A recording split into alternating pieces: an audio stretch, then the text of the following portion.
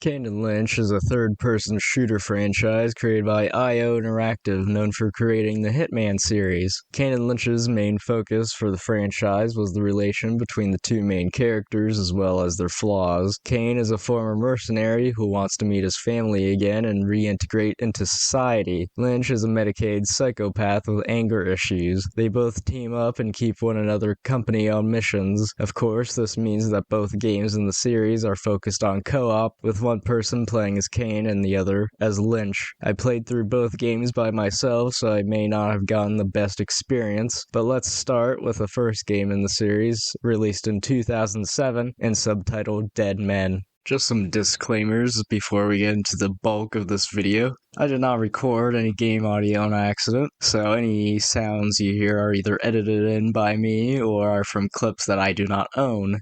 This is part review, part overview, so I will be talking about the gameplay, story, level design, history, and legacy of these games. I went into this series completely blind, so I did not watch any gameplay or any videos about these games beforehand. Please excuse my audio quality. I believe I've dropped this mic a few times, so it might be broken. This is also the first time I've made a video like this, so criticism is welcome.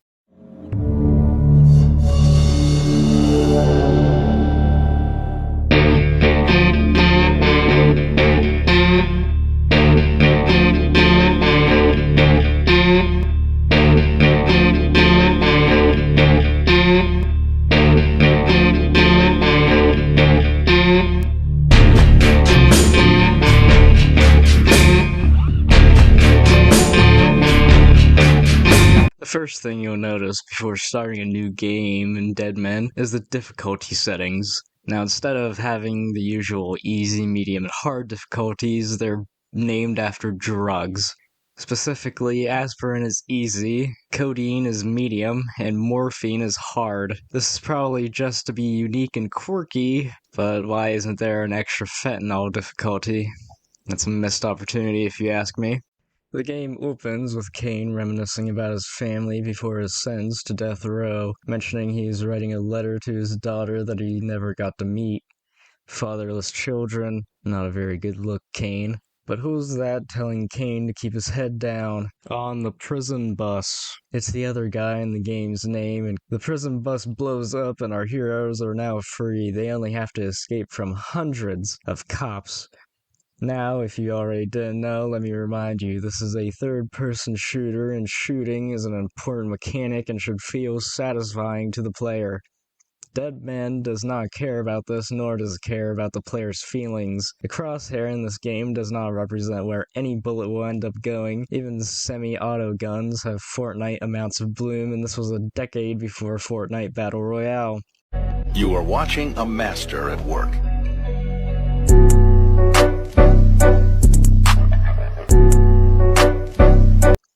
Anyway, there are more mechanics introduced to the player, such as the ability to revive allies and be revived by allies. Whenever Kane is badly injured, he'll lie on the ground while his emo thoughts dig in. Any AI-controlled ally will immediately come to the rescue with a dose of adrenaline, but you can't be down more than once in a short amount of time or else you'll overdose on adrenaline and have to restart from a checkpoint. I don't understand the point of having the player wait to take another dose to die instead of just outright having Kane die on screen. Cover is also important to survival in this game. The problem is how you get in cover. All you have to do is press up against the wall, but the game barely ever recognizes when you want to get in cover, so most of the time you'll compromise and simply crouch behind something. After entrenching themselves in a donut shop for a few minutes, our anti-heroes make a run from the cops. Overall, this level is a rough start to the game. Kane is essentially kidnapped and brought to judgment by the Seven. They tell him that he owes them money and whatever, and they have his wife and daughter. Kane only really cares about that part, but anyway, they leave him with a certain amount of time to get the money and leave Kane and Lynch on their merry way. But first, an overdue tutorial mission. Seriously, why wasn't this the first thing the player does? Instead, the game has you walk through an action scene essentially, instead of learning the game mechanics first. The only new thing that the game throws at you here is repelling, which will only be useful a handful of times through the game, but all you have to do is press E and then hold S. Real intricate stuff. Upon the scaffolding, we learn that Lynch is afraid of heights and takes medication for something that will come up later. The cops show up because they heard gunfire, and we had to take them out. We escape and head for the bank holding Kane's stashed money. A bank heist this early in a game is unheard of, yet here we are. Luckily, Kane knows a vault cracker, so it shouldn't be too hard to get to the money. The level starts out with a short stealth section where you have to take out a couple guards at the back entrance before they shoot and alert the rest of the bank. This doesn't make any sense in the full context because immediately after taking out these two guards, your allies will use guns on everybody else.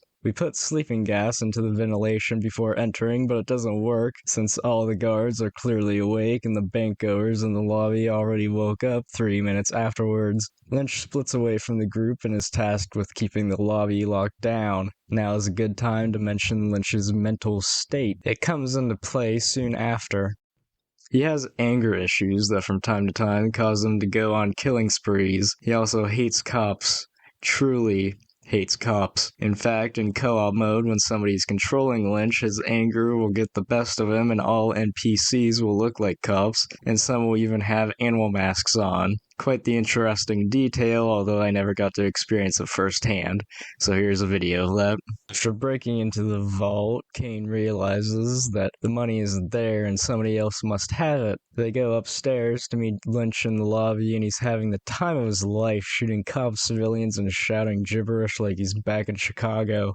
Now to escape the bank, we have to fight through the entire police department. This level also had me discover that the game has female police officers, and shooting them really scratches a certain itch I have.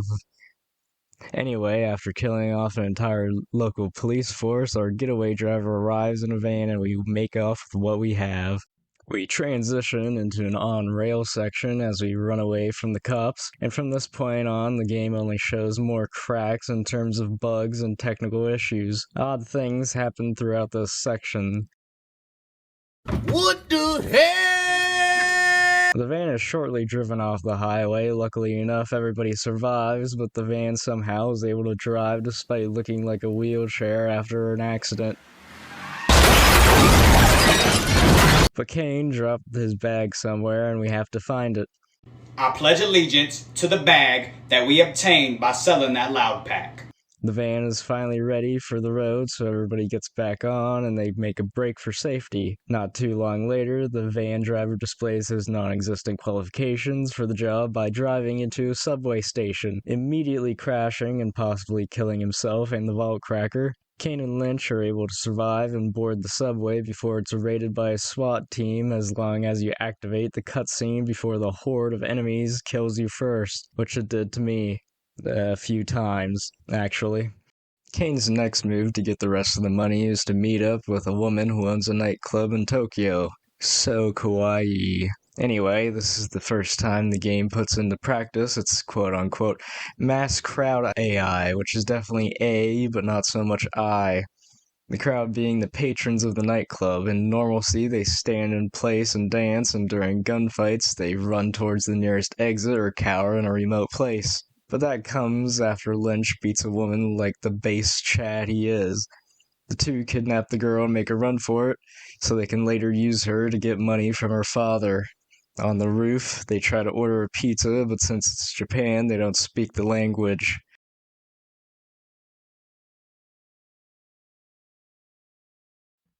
Yeah, I'd like to order a pizza. Make it large. I can't understand anything you're saying. You're gonna have to repeat that. Just let her do the talking. She understands the language, Kane. ペパロニピザを注文したい。I said I didn't want any pepperoni on it. Okay, that didn't actually happen. They were speaking to her father and threatening him. The pair goes to meet the woman's father in a Japanese garden in the middle of the city, but alas, it's a setup. Who would have guessed when you're working with the Tokyo Mafia? The woman attempts to escape in the chaos following, but Lynch shoots her legs like Joe Biden told him to. And the idea that instead of standing there and teaching a cop when there's an unarmed person coming at him with a knife or something, shoot him in the leg instead of in the heart. Is she dead? I don't know. Guess so. I was aiming for her leg. Ah, fuck! This, of course, kills her. Kane and company make their way to the getaway car. After the shootout, Kane makes the call to meet up with the Seven despite not having anything to give them. My only guess is that Kane is worried that he won't make the deadline the Seven initially gave him to get the money. Money! Seven already has Kane and Lynch pinned down by the time the next cutscene begins, but at least Kane is able to see his family in this crappy, rundown construction site. Both his wife and daughter hate him, and the Seven executes his wife before much talking can be done. In his rage, Kane kills the two goons who shot his wife and goes to talk to his daughter, who is now in shock and doesn't want to talk. What follows is the most bizarre mini-boss fight I've ever seen. Out of seemingly nowhere, a huge dump truck comes rolling in and you have to shoot the driver. And the windshield is surprisingly bulletproof. Luckily, the grave dug for Kane originally now can be used for going under the truck instead of being run over. After the ordeal, probably the best cutscene plays, showing Kane and Lynch on the side of the road in front of his wife's grave, and they also took the dump truck, which is kind of odd at first.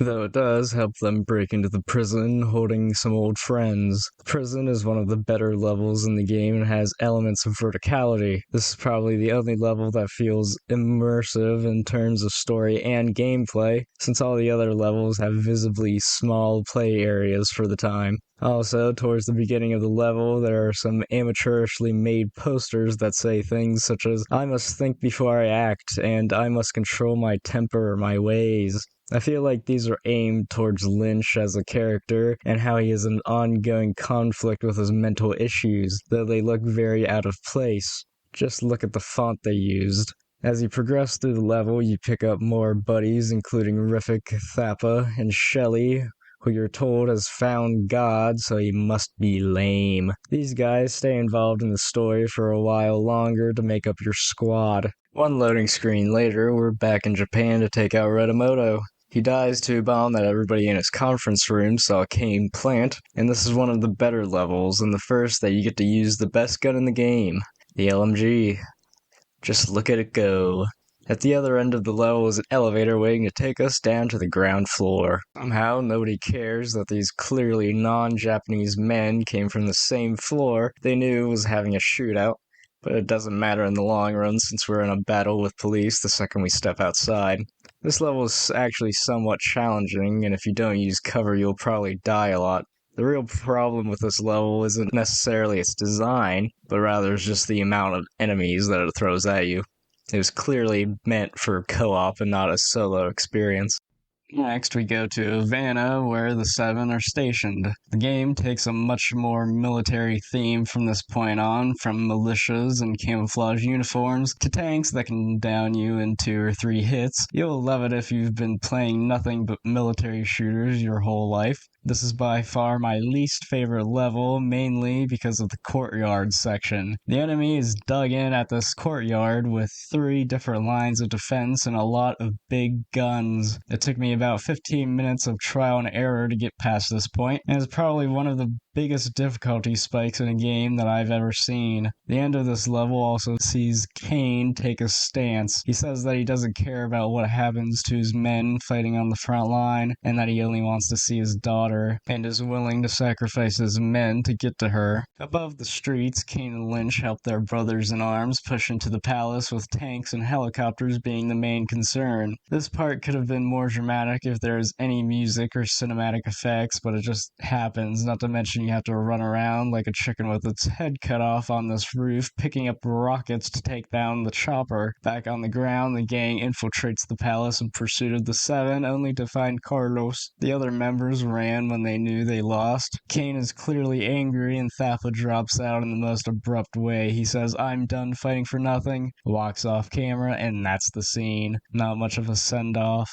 The boys go to Vietnam to fight the commies. Hell yeah, brother. And maybe even napalm some villages. This is where the Seven decide to hide out after the Havana incident. This time Carlos joins our team, but before we meet up with him to discuss the plan, I killed 3 allies thinking it was going to be a stealth mission, but it wasn't. Those were Carlos's men. He doesn't seem to care, and we get to discuss our plan looking out at a stretched out ugly JPEG image that we're supposed to accept as a skybox. No. I've seen Roblox games with better skyboxes than this, and those are also stretched out pictures of Dr. Phil. This is unacceptable even by 2001 standards. Anyway, the Seven has a base camp on the way to an airfield. Pretty standard level here. Fight through the forest, fight through a village, meet some guys on the other side of the bridge, and wage war on the Seven. Simple. We arrive at the doorstep of the Seven's base, and Carlos's plan is to blow up the front gate with an AT mine that jump-scared Lynch. Judging from the looks of the gate, that would be overkill. We got him to the gate, and would you know it, he betrays us and tries to hand himself over to the Seven. In response, we trash the place live leak style. Eventually, Kane's daughter is seen in a courtyard crying, and as Kane tries to talk to her, the brothers confront the duo. Carlos's body and the AT mine are about 10 feet away, so we have the brilliant idea of shooting it. That's an awful idea. The brothers somehow escape the explosion and make a run for the airfield. Kane and Lynch take a vehicle and drive after the brothers. This part could have been fun and co-op with Lynch driving and Kane shooting. Unfortunately, it's just another on-rails segment with Lynch's AI taking a wrong turn on purpose. By the time they get to the airfield, the brothers' plane is already taking off. So you shoot the engines out, execute the brothers, and take the girl. But there's one thing left. This entire time, there were men putting their lives on the line, keeping the Seven's men from getting to the airfield. The game gives you the choice to either make a run for it with Jenny on a helicopter, or go back and save your men. I made the decision of leaving ASAP because, frankly, I didn't want to play this game anymore. Of course, both Jenny and Lynch hate me for that, though I did appreciate the choice it gives you and how that ties into the theme of morality in the story. Although Dead Men goes for the dark and gritty approach that many third-person shooters went for both before and after this point in time, the entire story is unengaging and the gameplay doesn't hold up at all, and that's a fact, Jack. I can't really recommend the first game unless you're looking for an odd, sometimes even frustrating co-op experience. 3 years later, a sequel to the mediocre masterpiece came out subtitled Dog Days. It was also met with harsh to lukewarm reviews from critics. Jim Sterling, yes, that Jim Sterling, actually gave Dog Days a 1 out of 10 back when it first released. The main reason for such a low score was from a controversy in which an unfavorable review from GameSpot journalist Jeff Gerstmann had the publisher of Kane and Lynch wanting him fired. Though this attack on the franchise was misplaced since the IP was acquired by Square Enix after the first game, and the previous publisher took a backseat approach for the new entry. Sterling also compared Dog Days to its predecessor, saying, quote, "There's only one thing that Kane and Lynch 2 Dog Days succeeds at. It makes Kane and Lynch Dead Men look really, really good." All sources are in the description. The general audience had more favorable ratings overall, and you can tell from the comments on Sterling's review. Regardless, Dog Days is a complete 180 from the first game and brings fresh ideas to the table. Firstly, you'll notice very early on is the style. The game is supposed to resemble an amateur documentary of the times. There's pixelation in the corners of your view, and the camera bobs as if it were a separate entity altogether. There's certainly some unique aspects to this approach, such as the developers not having to make animations, and instead having the camera cut to the next scene. In cutscenes, the cameraman is trying to get shots of the person who's talking. The camera is even covered up during one cutscene, confirming that other people can see it. There is a certain charm to this creative choice, though the biggest downside is that every time you sprint, the cameraman has to keep up and can't seem to hold the camera steady at all. It's a nauseating experience, but not that you need to use it often. But does Kane and Lynch 2 have what it takes to right the wrongs of the first? We open in Shanghai with Lynch waiting for Kane to arrive. Right off the bat, you can tell that the ugliness of the first game is now covered up with the ugliness of a 2010 camera and shirtless Chinese men. Kane arrives and the two reminisce on their previous escapades a little. Before anything else, Lynch has a hit and the two go to his apartment. Lynch kicks down the door and okay, shock content just 3 minutes in. This is kind of a tutorial mission where we chase the guy and shoot minimal amounts of enemies. Nothing really happens between point A and B, but there are some notable things about the gameplay right off the bat. Guns are fairly inaccurate, much like the first game, but at least the levels account for that. You can also get knocked to the ground for being shot from a short range. You can still shoot from this position, or you can get back up, preferably in cover. But this time, the cover system is much better since there's a dedicated button for getting in cover this time around, which is a huge W. Anyway, once the guy has no way else to go, he passes on to the next life, where he will forever be with Chairman Mao. The two are disappointed they weren't able to take him alive and move on. We open again in Glazer's limo, Glazer being the man Lynch is working for. He's also British, so naturally I should make fun of him and tell him to go cry about the Queen's recent passing. The limo's attacked on the highway. Can't have crap in China, and we have to defend it. I realized during this level that there are hit markers in what is supposed to be a pre-edited, cut-for-time documentary. I suppose this was around the time that MLG compilations were taking off, but don't you think it may be a little insensitive towards the many people being shot on screen? Escorting the limo is a tediously slow task with how many people on the highway wanting you dead. Even a couple bikers drive straight towards you, although it isn't a very good tactic in the first place. The limo gets demolished by a truck shortly after getting off the highway, and Glazer survives. Fighting across the streets through gangsters and police alike, the group decides to lay low in a parking garage. This doesn't work. The cops find you. Another thing I found out is that you can throw explosive canisters at enemies and then shoot them. Fire extinguishers have never been more dangerous. After the parking garage, we come across an abandoned and demolished part of the building with cops coming from the opposite direction, of course. I made my way through this part with little problem, only to get one shot by an officer with a shotgun while discovering the change cover ability. Oh, what a joke. They get away in a van and Glazer is a little mad as expected. Next, we fight through a Chinese sweatshop that is probably printing t-shirts that say something like, "Stop gun violence," or "Abolish the Second Amendment." I actually really liked this level. It had tight corridors and a slow pace, and it really clicked with the mechanics. We find the mob boss, but we're betrayed by the people that initially helped us get to him. They try to escape in a van, but we destroy it with a shotgun. Of course. The cops raid the place and the duo are able to escape.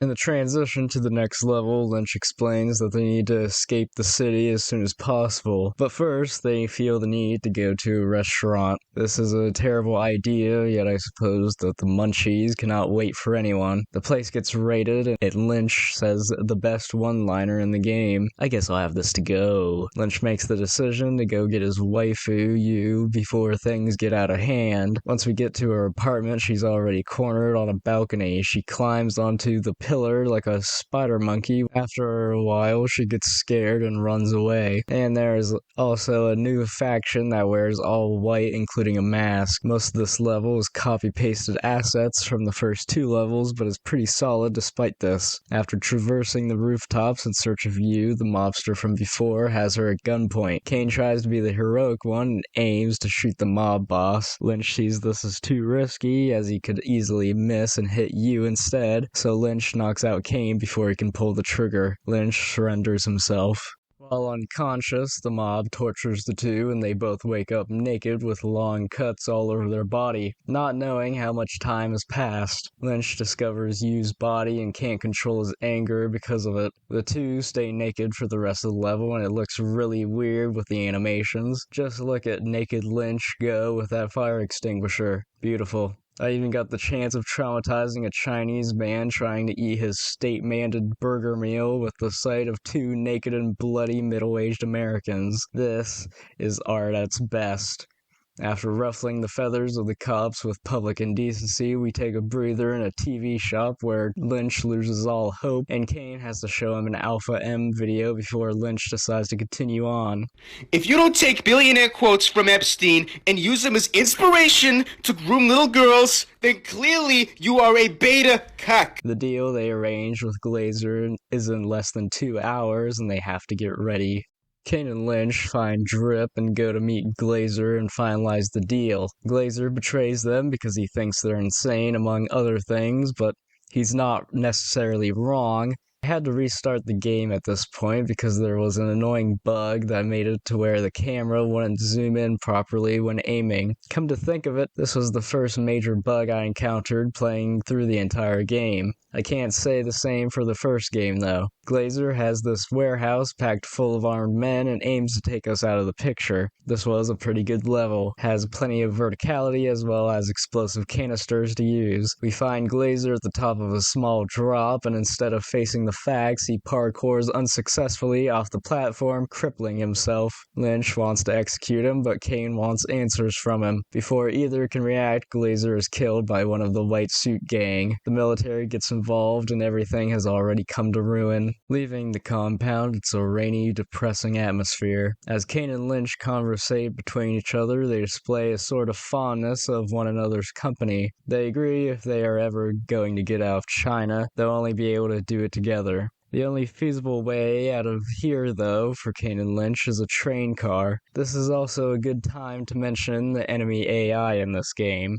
They are very aggressive. For these people, there is no backing down, and you will learn this the hard way playing this game because these soldiers have their way sometimes. They even bring in some big guns this level.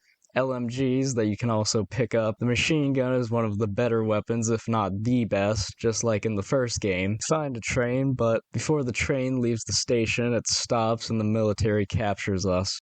The camera starts rolling again in a helicopter. The Chinese military is probably taking Kane and Lynch to a prison, but I won't know since I don't speak the language.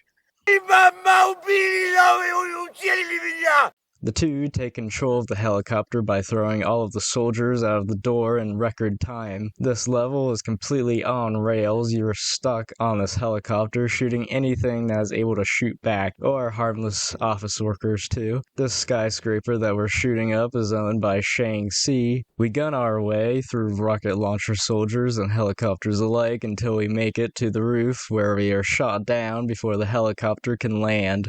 We make our way across the roof in stealth mode even though Lynch was knocked out after the crash, and that alone would have given the enemy enough time to search the helicopter for them. After clearing the roof, we start to make our way down, fighting security and military along the way. This level had me rediscover the human shield mechanic, and thinking about it, this is probably the only time I felt the need to use it. If you catch an enemy with their back to you, you can grab them and with a pistol choose whether to use them to protect yourself or dispose of them. This office building has some good shootouts with a closed environment with plenty of cover, and even throws some helicopters outside the windows for extra spice. Getting closer to Shaanxi, the level starts to get boring but doesn't last too long because we find him hiding in his conference room. In a sort of deja vu moment, Kane hears him out, but Lynch wants to shoot him. Shaanxi offers the two a deal and Kane is interested. Soon after, Lynch does shoot Shaanxi, saying no more deals, and walks away as Kane yells at him.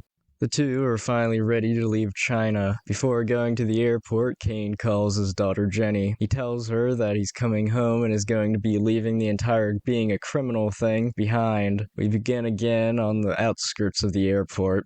This level starts out with a semi-forced stealth section. I call it that because the game tells you to stay hidden and gives you a suppressed pistol, but you can go all in if you want. Trust me, it is much easier sneaking past these first few groups of enemies. Also, I forgot to mention, in single player, this is the only level where you get to play as Kane. This is a very good level overall. It provides enough variety and challenge that it doesn't wear out its welcome. You get to fight through hangars, baggage areas, and the air traffic center.